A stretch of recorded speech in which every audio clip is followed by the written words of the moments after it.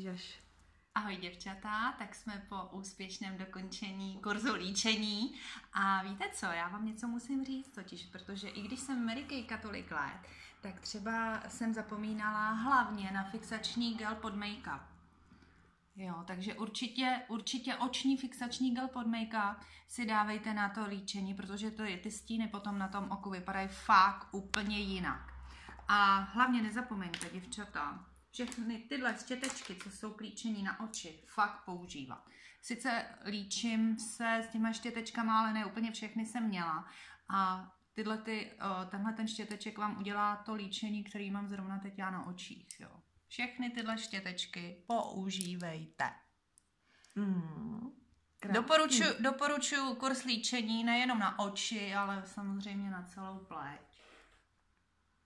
A nezapomenout na rtěnku a tu tvářenku. Tvářenku a samozřejmě i řasenku, ale chtěla jsem říct linku, že jo, na rty.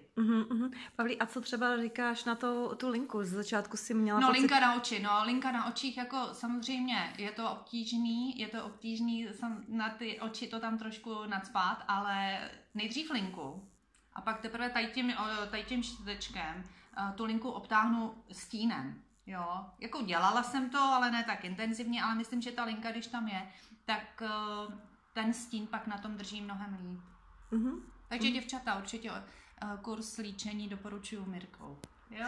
Ahoj, čau. Ahoj.